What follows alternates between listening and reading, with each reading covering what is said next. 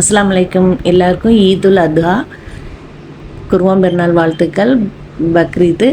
அப்போ இன்றைக்கி எங்கள் வீட்டில் பக்ரீத்துக்காக பிடிச்ச ஆட்டுக்குட்டி தான் இது.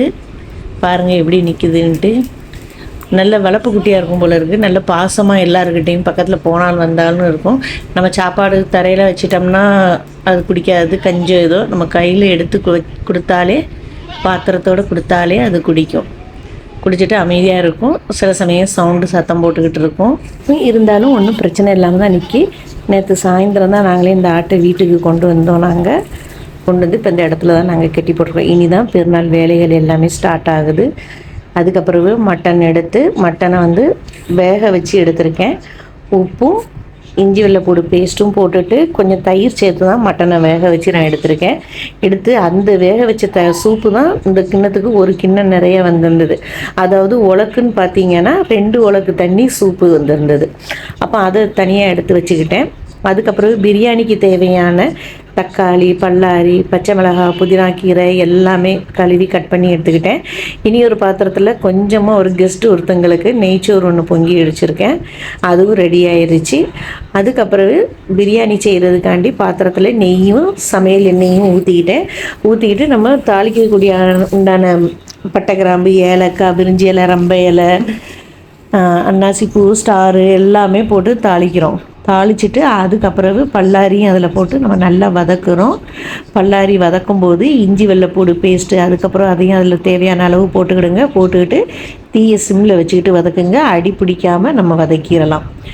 இதுக்கப்புறம் பல்லாரி கொஞ்சம் ஸ்பீடாக வேகணும்னா தேவையான அளவு கொஞ்சம் உப்பு சேர்த்துக்கிட்டு வதக்குங்க. பல்லாரியும் நல்லா வதங்கிடும்.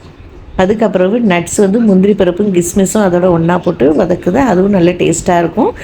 இல்லை சில பேர் தனியாக வதக்கி நெய்யில் வறுத்து எடுத்தும் போடுவாங்க. நான் இதோடய போட்டு வதக்கிடுவேன்.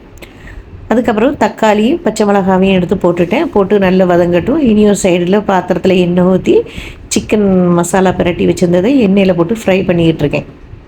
அது போட்டுட்டு இந்த சைடு பார்த்தா இது நல்லா வதங்கி வந்துட்டு, அப்போ இது கூட நம்ம வந்து ஆச்சி பிராண்டில் உள்ளது தான் பிரியாணி மசாலா. அது வந்து நான் வந்து ஒரு 4 டீஸ்பூன் சேர்த்துருந்தேன். அதுக்கப்புறம் நம்ம மிளகாய் வத்தல் பொடி அதில் ஒரு 2 டீஸ்பூன் அதுலேயும் சேர்த்துட்டேன். மஞ்சள் பொடி ஒரு 1/2 டீஸ்பூன் அதையும் சேர்த்து நல்லா வதக்கி விட்டதுக்கப்புறம் நம்ம தேவையான அளவு இதுக்கும் கொஞ்சமாக உப்பு சேர்த்தா போதும். நம்ம உப்பு போட்டுட்டு மல்லி இலை, புதினா கீரை, கருவேப்பிலை இதையும் அதில் போட்டுட்டு நல்லா வதக்கி கொடுங்க. பாருங்க இப்படி நல்லா வதக்கி கொடுத்துட்டு அதுக்கப்புறவு கொஞ்சமாக தயிர். நான் வந்து தயிர் கொஞ்சம்னா ஒரு 3/4 டம்ளர் தயிர் ஊற்றியிருக்கேன் நான் அதில். ஏன்னா மட்டன் வந்து 3 கிலோ மட்டனுக்காண்டி 3/4 டம்ளர் தயிர் ஊற்றியிருக்கேன் நான். ஊற்றிட்டு அதுக்கப்புறம் இதெல்லாம் நல்லா வதங்கி வர்ற சமயத்தில் நான் எடுத்துருந்த இந்த 2 உலக்கு சூப்பு இருக்குல்ல, மட்டன் வேக வச்சிருந்த தண்ணி, அதை அதில் ஒன்றா ஊற்றுறேன். இது ஊற்றுனதுக்கு அப்புறவு நம்ம மல்லி இலையும் புதினா கீரையும் அதையும் கொஞ்சம் மேலே தூற்றி விட்டுட்டு ஒரு கொதி வரட்டும். தேவையான அளவு உப்பும் சேர்த்துக்கிடுங்க. அரிசியோட அளவை வச்சு உப்பு சேர்த்துக்கிடுங்க. உப்பு சேர்த்ததுக்கப்புறம் கொதி வந்ததுக்கப்புறவு பாஸ்மதி ரைஸ் தான், இந்தியா கேட் ரைஸு, அது 1 மணி நேரம் ஊற வச்சுட்டு அதையும் அதுக்குள்ளே எடுத்து போடுவேன். அது கூட நம்ம வேக வச்சுருந்த மட்டன் இருக்குல்ல, அந்த மட்டனையும் அந்த ரைஸோடு எடுத்து நான் ஒன்றா தட்டிட்டு ஒன்றா கிண்டி கிளறி கொடுத்துட்டு அதுக்கப்புறம் ஒரு கொதி வரட்டும். மூடிடுங்க. மூடிட்டு ஒரு கொதி வரட்டும். ஒரு கொதி வந்ததுக்கப்புறவு தீ சிம்மில் வச்சுட்டு தேவையான அளவு உப்போ, வத்தல் பொடியோ, பிரியாணி மசாலாவோ எதுவாக இருந்தாலும் அதுக்கப்புறம் செக் பண்ணி போட்டுக்கிடுங்க. ஏன்னா தண்ணி வற்றும்போது ஓயாமல் நம்ம கரண்டி போட்டு கிண்ணோம்னா ரைஸ் வந்து சோறு வந்து உடையிறதுக்கு உண்டான சான்ஸ் நிறையாவே இருக்குது. அதனால ஓயாமல் அரிசி கரண்டி போட்டு கிண்டாதீங்க. அதுக்கப்புறம் சோறு ரெடி ஆயிருச்சு. நமக்கு சிம்மில் வச்சே ரெடி ஆயிரும். நமக்கு 2 தடவை தான் நம்ம சோறு வந்து இடையில திறந்து லைட்டாக கிண்டி கொடுக்க வேண்டியது வரும். அதுக்கப்புறம் ரெடி ஆயிரும். அதுக்கப்புறம் ஒரு வாழை இலை எடுத்திருக்கேன். அப்போ அந்த வாழை இலையில் தான் இன்றைக்கி சாப்பாடு.